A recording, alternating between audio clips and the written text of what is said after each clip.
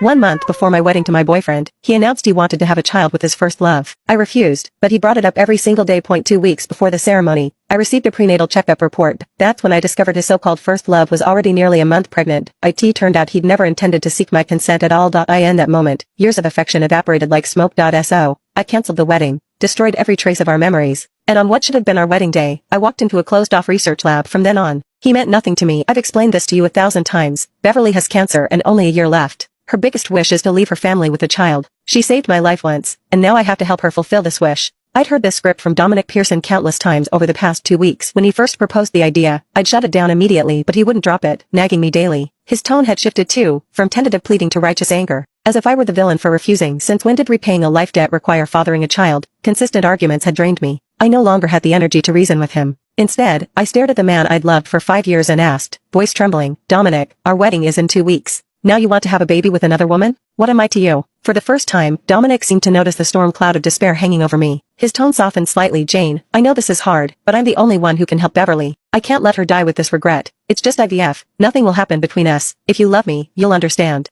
My heart plummeted. It was clear he'd already made up his mind. My feelings were irrelevant. Dominic opened his mouth to continue, but a phone ring cut him off. He glanced at the screen and stepped onto the balcony, watching his retreating figure. I smiled bitterly. Dominic and I had grown up together. Same classes since elementary school, same college. I'd loved him silently for years, but he'd never noticed, until graduation. When he finally acknowledged my devotion and agreed to date. You'd think after 20 years, we'd trust each other completely. Yet in 5 years as a couple, I'd never once touched his phone. He took every call in secret. Once, while he lay feverish in bed, his phone buzzed non-stop. I tried to mute it, but the moment my finger grazed the screen, he woke up and accused me of snooping. No explanation helped. I spent that night alone on the couch. I told myself it was just his guarded nature, that someday, I'd earn his trust. But 5 years changed nothing. Now he wanted a child with another woman. Indifferent to how his actual fiancée might feel. When Dominic returned, he was grinning. He grabbed his jacket and headed for the door. I need to go. Think about what I said. His hurried footsteps echoed. Only one person made him rush like that. Beverly. Sure enough, minutes later, Beverly sent a photo. When I zoomed in, my legs nearly gave out. It was a prenatal report, and the patient's name was Beverly. The listed conception date made my head spin. 3 weeks pregnant, which meant Dominic and Beverly had undergone IVF over a month ago. He'd never planned to discuss this with me, never intended to ask for my consent.